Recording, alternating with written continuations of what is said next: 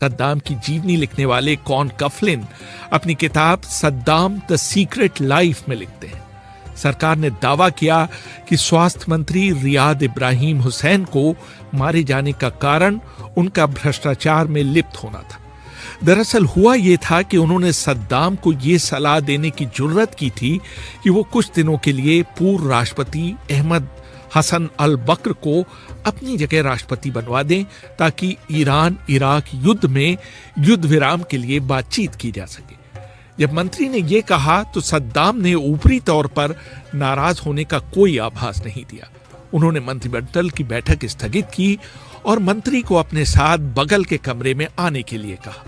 कुछ क्षण बाद गोली चलने की आवाज सुनाई दी और सद्दाम अकेले मंत्रिमंडल की बैठक में फिर आ गए, जैसे कुछ हुआ ही ना। सद्दाम हुसैन की जीवनी लिखने वाले कॉन कफलिन लिखते हैं, सद्दाम की बनवाई एक मस्जिद में सद्दाम के खून से लिखी गई एक कुरान रखी हुई है।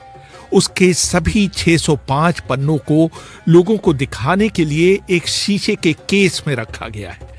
मस्जिद के मौलवी का कहना है कि इसके लिए सद्दाम ने 3 सालों तक अपना 26 लीटर खून दिया था।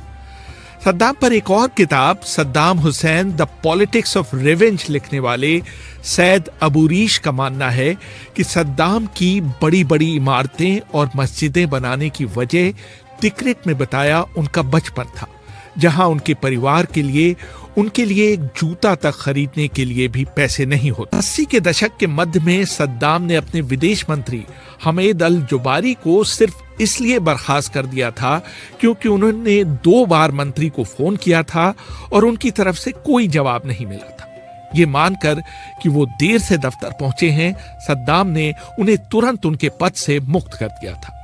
मंत्री द्वारा ये सफाई देने के बावजूद कि वो एक प्रतिनिधिमंडल की अगवानी करने बगदाद हवाई अड्डे गए हुए थे, सद्दाम ने अपना फैसला नहीं बदला था।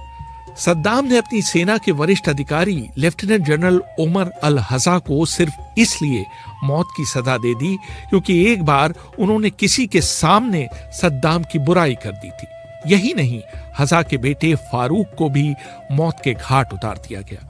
उनके घर को बुलडोज कर दिया गया और उनकी पत्नी और दूसरे बच्चों को सड़क पर फेंक दिया।